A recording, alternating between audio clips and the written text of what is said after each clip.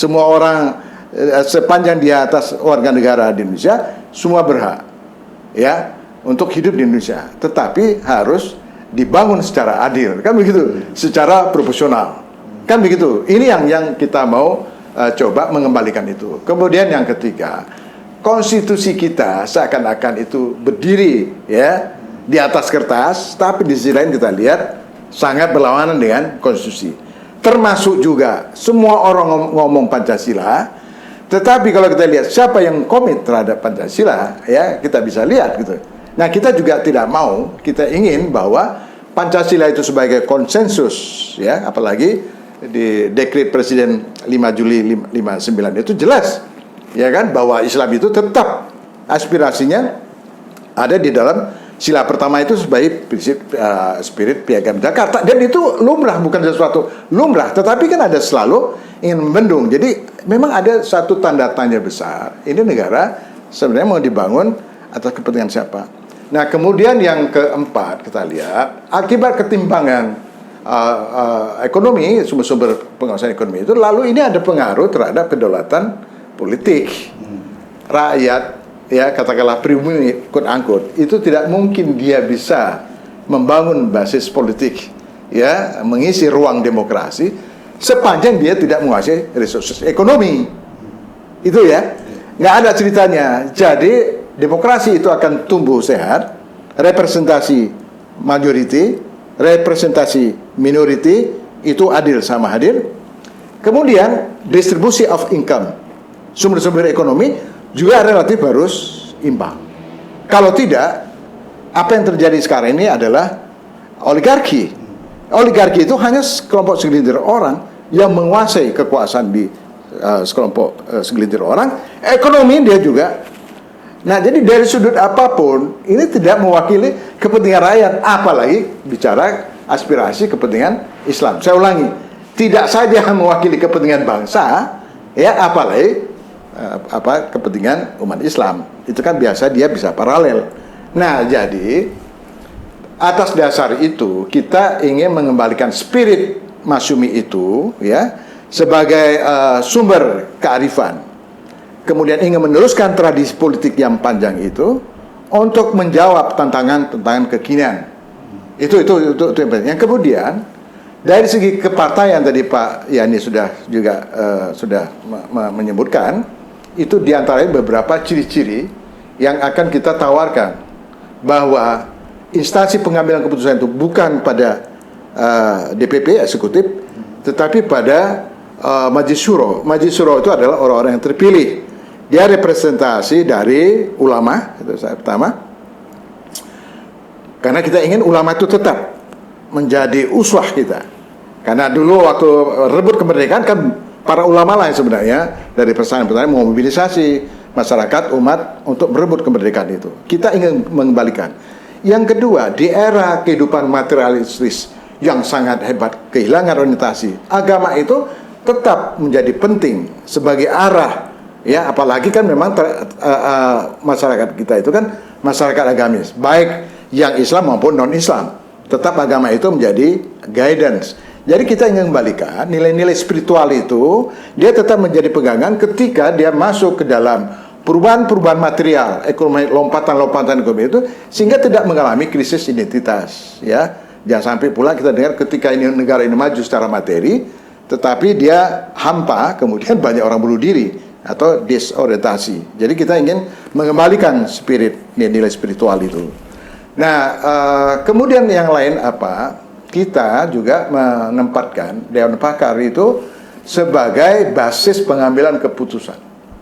Jadi tidak ada keputusan Masyumi itu ujuk-ujuk, dia harus diperkuat dengan basis riset dan juga pada kaidah-kaidah moralitas Islam dan tentu saja nilai-nilai Pancasila dan konstitusi. Itu dasarnya gitu ya. Nah, ini kita ingin memberikan satu jawaban ini loh.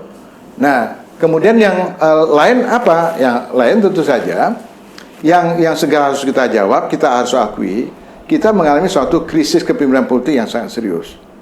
Ya, iya banyak pemimpin politik, tapi seperti Pak yang dibilang, ya, tapi berapa pemimpin yang committed pada janji, ya, berapa pemimpin yang dia komit pada janjinya, pada kampanye dan seterusnya. Ya, apa yang diomongkan, apa yang dilakukan selalu berbeda. Kemudian ada kesenjangan. Kita ingin memberikan ruang kepada anak-anak muda. Ini kan banyak sekali mereka cerdas-cerdas, ya, kepada satu sarana untuk melakukan satu exercise politik supaya dia masih muda. Dia sudah punya pandangan jauh ke depan bagaimana mengelola negara ini, mengelola bangsa ini, ya, dengan kekuatan intelektual, ya, dengan kecerdasan emosional, landasan agamanya kuat. Nah, itulah sebenarnya mereka akan menjadi pemimpin yang kuat, gitu. Nah, ini banyak sekali. Nah, kita salah satunya itu ingin memberikan tempat kepada anak-anak muda yang cerdas-cerdas itu, sehingga ini mengembalikan. Kalau dulu ada Soekarno bisa mimpin di umur 20-an, ada Nasir, Muhammad Rum, tokoh-tokoh Masyumi itu tokoh-tokoh muda semua. Kenapa tidak? Masa mau jadi ketua partai ini, kita dengan Pak Yani bentar lagi udah 60 ini. Makanya Pak Yani bilang cukup kita yang paling tua, di bawahnya itu harus anak muda. Karena kita nggak punya waktu lagi. Ini zaman sudah begitu cepat ya.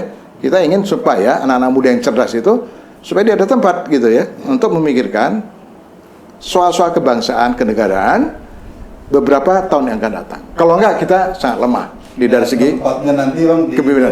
2024 ya. Oh iya, makanya kita buka sesuatunya.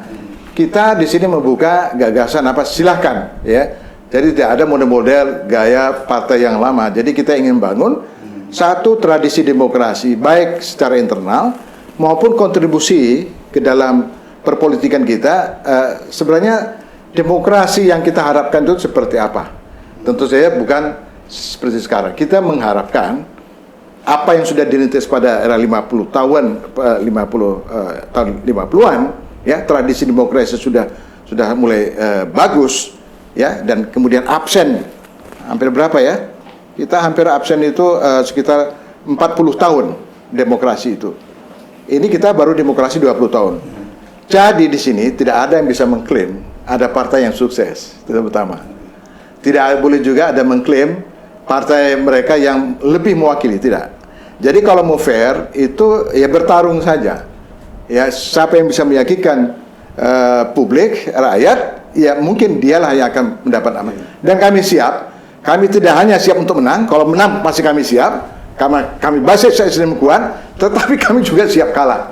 Nah, karena kita mendirikan partai itu long time, bukan short term hanya segera pemilu, enggak. Kita ini juga sebagai satu gerakan politik. Satu lagi yang saya tambahkan, kita ingin membangun satu paradigma baru antara gerakan politik dan gerakan ekonomi, itu dua sisi mata uang.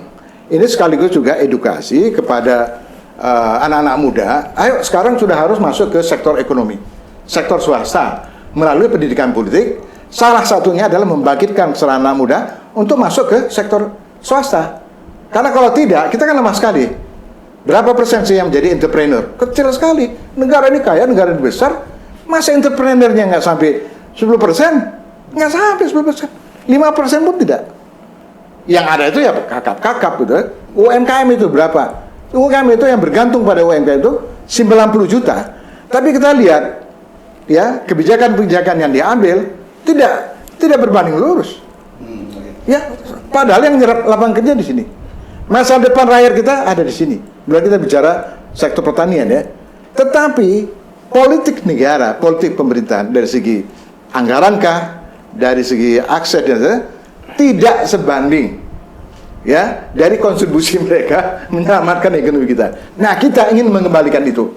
Jadi tidak hanya politik, tapi juga sekaligus gerakan ekonomi, sekaligus kita ingin supaya hak-hak ekonomi rakyat itu dikembalikan. Itu aja. Oke. Terus kembali ke Bang Yani.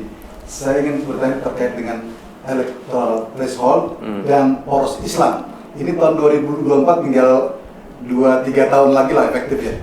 Bagaimana Mas Sumi menghadapi atau paling tidak menghadapi hal ini? Bagaimana kemudian merencanakan dan harus mewujudkannya seperti apa? Ini memang menjadi persoalan kita. Saya dari sejak saya di DPR dulu, saya itu saling menentang betul yang namanya electoral threshold, yang saya tentang juga ada presidential threshold, bukan electoral, parliamentary threshold. Itu kan bicara masalah parliamentary threshold. Sesungguhnya parliamentary threshold ini membuat tidak adil. Banyak sekali orang suara mereka memilih partai kita, partai iklan, ya kan? Partai IK ini contoh kalau dia 5% parliamentary threshold. Kalau dia angkanya 4,5%, artinya tidak lolos dia kan? Padahal 4,5% ini sudah mewakili jutaan orang. Iya. Bagaimana kita membunuh angka 4 jutaan orang lebih itu? Katanya suara rakyat, suara Tuhan. Ya kan? Bagaimana suara ini yang bisa diabaikan begitu? Kecuali kita mengambil model pemilu kayak di Amerika. Indonesia ini ngambil sistemnya ada lebih liberal daripada Amerika. Kita ini kan one personal, one vote, one value. Kita tidak ada yang disebutnya kalau di Amerika pilpres itu ada yang namanya electoral district, itu apa namanya? Distrik elektoral itu ada daerah pemilihan. Jadi boleh saja dia memenang popular vote, tapi electoral electoral college-nya itu dia tidak berbanding, maka dia belum tentu menang. Banyak yang menang popular vote tapi sesungguhnya ini dijembatani untuk pilpres. Di pasal yang disebut, saya sering menyebut pasal NKRI harus 50% lebih dari sekian. Nah, oleh karena itu kita menggagas sebenarnya. Ini gagasan ini bisa nanti kita gagas itu, kita tuangkan betul, tapi ini tergantung undang-undang partai politik. Itu bisa kita atur, namanya bisa disebut dengan Stamus Accord. Itu membuat kerjasama dari sejak awal, itu bisa dilakukan. Atau kalau tidak, memang kita bekerja sama nanti, ada dalam pemilu ini ada dua. Bagaimana pilpres ini, ya pileg dulu, pemilu legislatif ini, partai-partai Islam ini punya isu yang sama, tidak saling menjelekkan, tidak saling menjatuhkan, tapi kerjasama, ya kan? Mengambil suara yang besar ini, masa suara yang tadi dikemukakan 50%, 80% lebih umat Islam ini, anggap saja 60%-nya, masa nggak bisa diambil, ya kan? Nggak bisa diambil, nanti kita di situ suasana, saya sering menyatakan suara-suara Islam yang lagi tamasa, lagi piknik di partai-partai itu. Ayo kita panggil, ini memanggil, balik lagi. Ya balik ke rumah, balik ke asal seperti itu. Nah itu yang kita gagas nanti, itu disebut nanti bisa kita gagas namanya adalah praksi bersama di parlemen atau dan lain sebagainya. Nah menyangkut masalah presiden kan karena pemilu serentak ini, maka harus dipikirkan betul muncul adalah presiden itu ada memang dari komunitas dari partai-partai Islam ini yang kemarin gagal. Ya kan kita jujur gagal kan. Dua itu sudah dimulai sesungguhnya 2014. Karena saya ikut terlibat pada waktu 2014 itu di siapa yang menjadi inisiator, Pak Din pada waktu itu, Pak Din Samsudin sebagai Ketua Umum Muhammadiyah, Pak Hashim Musyadi sebagai Ketua Umum PBNU mencoba mengumpulkan kita itu sampai itu udah berapa kali pertemuan. Jadi ada hal-hal yang bersama kita sikapi tentang undang-undang, terutama undang-undang ormas dan lain sebagainya seperti itu kan dulu. Nah itu bisa. Nah tapi tak kalah menyangkut masalah isu tentang siapa presiden, nah umumnya di situ menimbul problem. Nah ini harus dibangun dari sejak awal. Kita mendukung ide poros Islam ini. Ya, ada pengamat dari UNJ, pengamat muda, Dr. Abdullah Bahrun kasih kesempatan lagi umat Islam memimpin di negeri Islam ini loh. Karena umat Islam pernah memimpin di negeri Islam ini, selesai persoalannya. Ya kan, Pak Burhanuddin itu dia adalah orang Islam dari partai Islam, dari Masumi. Dia pada waktu itu pemimpin untuk menyelesaikan pemilunya bagus seperti itu. Ya seperti itu. Jadi ada proses-prosesnya ini menjadi hal yang wajar tadi, azas proporsional tadi, azas keterwakilan. Jadi kita nggak nuntut yang cukup banyak. Pengorbanan umat Islam untuk menjaga keutuhan ini udah kita buktikan. Mulai bagaimana dari perdebatan ya di BPU, PKI, PPK itu perdebatan cukup sengit, luar biasa kalau kita baca risalah-risalah rapat itu perdebatan bermutu semua itu. Bagaimana sampai titik tadi, memang terjadi perbedaan pandang tapi akhirnya sampai titik kompromi. Di mana titik kompromi? Itulah titik kompromi yang diketuai oleh Presiden Soekarno. Jadi Piagam Jakarta itu bukan miliknya Mas Umi. Piagam Jakarta itu bukan miliknya umat Islam. Itu adalah konsensus bersama. Konsensus nasional yang diketuai oleh Bung Karno. Itu berlaku ini Piagam Jakarta sampai tanggal 17 sore. Kalau kita mau sejarah. 18 umat Islam melepaskan yang namanya Piagam Jakarta, disebut sebenarnya bukan Piagam Jakarta, yang dilepaskan hanya kata di sila pertama, ketuhanan dengan kewajiban menjalankan syariat Islam bagi pemeluknya. Hanya 7 kata kalimat yang dilepaskan pada waktu itu, diganti dengan ketuhanan yang besar. Itu demi untuk menjaga yang namanya negara baru merdeka Republik Indonesia itu. Karena ada kawan kita bagian Indonesia Timur, kalau ada 7 kata itu mereka mau membebaskan diri. Padahal di rapat yang namanya Panitia 9 itu sudah ada representasi dari golongan Indonesia Timur, golongan di lain Islam itu Amaramis, ya kan? Ini juga diperdebatkan pada waktu panitia PPKI itu oleh Ratu Hari-Hari. Tapi di situ Bung Karno mempertahankan dan lain-lain mempertahankan. Akhirnya mereka terima konsensus bersama itu yang di Piagam Jakarta. Tapi 17 Agustus 18 umat Islam melepaskan demi namanya Indonesia itu. Tadi disebut oleh Pak Sekjen ya, Pak Dr. Tibi Masa, NKRI itu baru ada kan tahun 50. Sebelumnya belum ada negara kesatuan Republik Indonesia, baru ada negara Republik Indonesia. NKRI itu ada setelah mosi integralnya Pak Nasir. Siapakah Pak Nasir itu? Pak Nasir itu adalah ketua praksi Masumi dan ketua umum Masumi pada waktu itu. Ketua praksi Masumi di parlemen. Tadi saya mengemukakan nama Indonesia pertama kali dikumenangkan di Belanda itu oleh Sukiman. Siapakah Sukiman? Ketua Masumi. Tak kala kita pemimpin-pemimpin kita ditangkap di Jogja, ya kan, sehingga Belanda mengumumkan Indonesia sudah tidak ada lagi. Terus ada sebagian tokoh, saya tidak mau menyebutkan, tokoh itu membuat propaganda sebagian Soekarno sudah lumpuh. Apa yang disambut oleh Pak Sarafuddin Prawinegara di Padang? Mengumumkan PDRI, Pemerintah Daulat Republik Indonesia. Uang pertama Indonesia itu, uang Indonesia itu siapa juga? Pak Sarafuddin Prawinegara juga sebagai Gubernur Bank Indonesia. Jadi banyak sekarang ini sejarah bangsa ini yang dibelok-belokkan seperti itu. Tadi seolah-olah umat Islam ini menjadi beban dan masalah. Nah, bagaimana mungkin akal kita umat mayoritas menjadi beban dan masalah?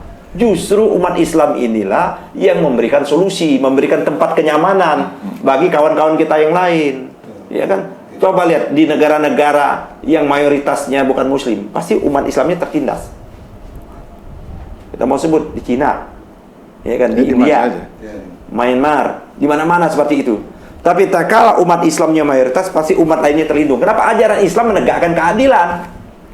Berlakulah kamu adil, walaupun terhadap anakmu. Jadi kita tidak boleh membuat orang kebencian kita terhadap golongan lain, membuat kita tidak adil. Al-adalah itu juga prinsip kita ini menegakkan keadilan. Keadilan itu ya harus kita perhatikan. Jadi kembali lagi tadi apa jawabannya? Ya itu yang harus kita betul-betul ingin membangun betul bangsa ini sudah kehilangan. Kita sudah kehilangan. Kalau kita menganggap bahwa kiblat bangsa ini sudah mulai bergeser, nah kita ingin mengembalikan lagi kiblat bangsa ini kepada rel yang sebenarnya. Dan kita tidak mau melakukan gerakan-gerakan yang tidak sesuai dengan jalur konstitusi.